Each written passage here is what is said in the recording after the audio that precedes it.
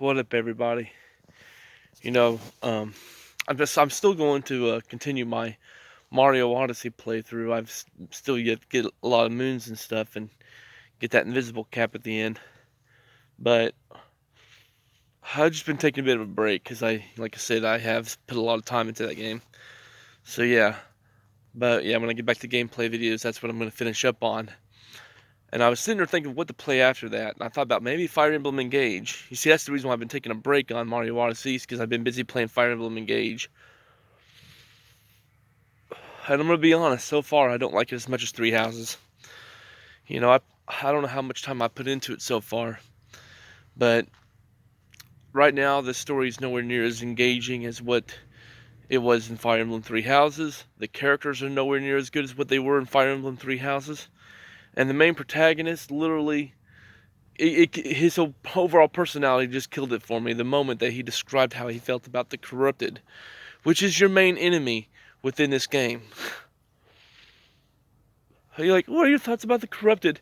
And he started sounding like some kind of like Gen Z pussy when it came to how he described how he felt. Like, this is supposed to be the main hero, the main character, and he's acting like some kind of pussy that would run and hide like a little coward. Kind of like how that one character. You ever seen Jumanji? Not the one with Robin Williams, but the one with The Rock. And you have that Jack Black's character. He's supposed to be, he's supposed to be Bethany's character, the Gen Z teenage girl or whatever. And he's like, oh, I can't even with this place. Yeah, that's the kind of personality that the main protagonist has, and it's annoying as fuck. It's just straight up cringe when it's all said and done. I've heard over the years how the Fire Emblem games have really dropped in quality and got downright cringe-worthy and everything else. But I've never experienced a Fire Emblem game like that, mainly because I missed out on a lot of them. I've only played a grand total of 3 Fire Emblem games within my lifetime so far. One being Radiant Dawn from the Wii, which I love that one, by the way. Then there's Three Houses, and now there's Fire Emblem Engage. I missed out on all the portable ones because like I said, I just didn't ever want to get a DS or anything like that, because every time I turn around they're releasing a new model and it's just too hard to keep up with that shit. So yeah. Not to mention the fact I don't like having to play on an itty bitty screen. So yeah. I'm a person, I like to play on the home console with a big TV. So yeah. But anyway though, and I was like that when I was a kid too, so has nothing to do with me being an adult or anything. So yeah. But anyway though, I'm having a hard time staying with Fire Emblem Engage. Don't get me wrong, the combat's fun. The story seems to be somewhat interesting, but the characters are like, you can kill them all off, I wouldn't give two shits. I'm just gonna be honest. Like, for real. Not to mention, I've also been, and another reason why I'm not getting back to Mario right away is because I've been busy playing another game that's available on Game Pass. It's called Generation Zero.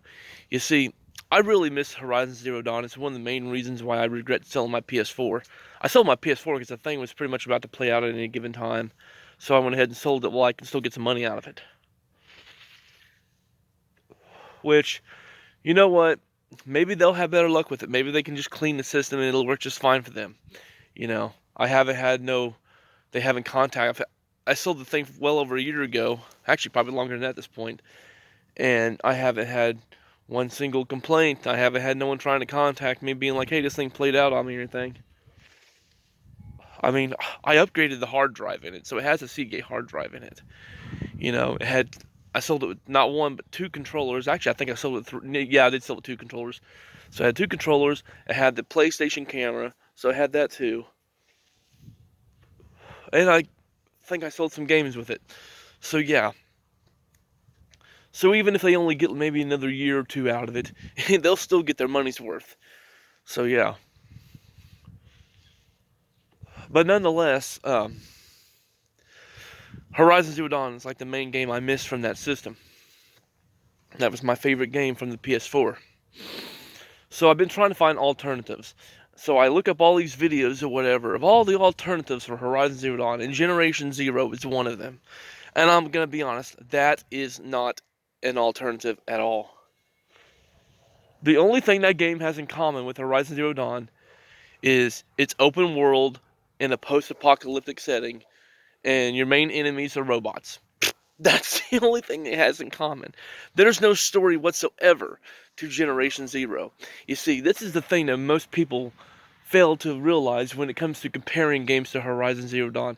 It has to have a great, captivating story with a very interesting character. And that's another thing about Generation Zero. The characters are very forgettable. You're not going to remember any of them, you know? You can't even see your character for another thing because you're in third person view the whole time. I mean, you're in first person view the whole time. That's another thing. Horizon Zero Dawn is in third person. Um, and in all these other comparisons people make, I'm like, they're bad comparisons. Like, stop trying to compare games to Horizon Zero Dawn, especially if you can't do no better than that. Like, another one someone used for an example was Ark Survival. I played Ark Survival, and again, that's nothing like Horizon Zero Dawn.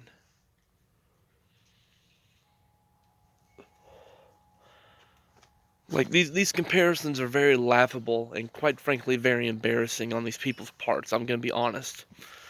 Like, Ark Survival's not like it, and then they had Far Cry Primal being compared to it too. I'm like, no, it's not like Far Cry Primal at all. The only game that somebody actually mentioned as a way to compare to Horizon Zero Dawn that's even remotely similar, not only in gameplay wise or kind of like an interesting protagonist and maybe a good story, would be Rise of the Tomb Raider. That's the only one they compared to that I would even say, okay, yeah, that would be a decent alternative. I mean, I have seen people compare them to the Elex series. I think that's what it's called. It's ELEX. I have seen footage of those games, and I haven't played them yet. I ordered them, so they'll be in probably the next couple weeks or so. But so far, based on what I've seen, those seem to be the only actual alternatives for Horizon Zero Dawn. But again, that's yet to be seen. After I play them and see what they're like, I'll be able to tell if they're like Horizon Zero Dawn or not. But again, it's not just a matter of having similar gameplay mechanics or being open world or being set in an apocalyptic time. You also have to have a good, memorable characters like what you had with Horizon Zero Dawn. You also have to have a good, captivating story like what you had with Horizon Zero Dawn. If they don't have those main two things, then it's not an alternative, plain and simple. So yeah, the closest game I would consider to be an alternative for that would be Breath of the Wild. But again, that's another exclusive. It's not a third-party game. So yeah. And the reason why I compare it to Breath of the Wild is because, again, Breath of the Wild has memorable characters. Granted, it doesn't have as many memorable characters as other Legend of Zelda games did, but still. And the story structure is pretty much the same. You go around collecting memories and everything to remember what's going on. And that's how it is with Horizon Zero Dawn. You have to go around collecting memories or whatever to find out what the story is and everything, just like what you do with Breath of the Wild. So yeah. But yeah, at the end of the day, I have yet to find a good Horizon Zero Dawn alternative. And the games people make in their list as an alternative are very lame are very lame and really make no sense whatsoever. Like, some people think, oh, but it's got prehistoric animals. Oh, based on that logic, that's like saying that Turok from the PlayStation 3 and Xbox 360 is a good alternative for Horizon Zero Dawn. Like, for real. These comparisons make no sense whatsoever. Like, I'm just gonna be honest. But that's really all I have to say on it. I'm about to go in because I'm freezing my ass off. So yeah, y'all take care. God bless. Peace.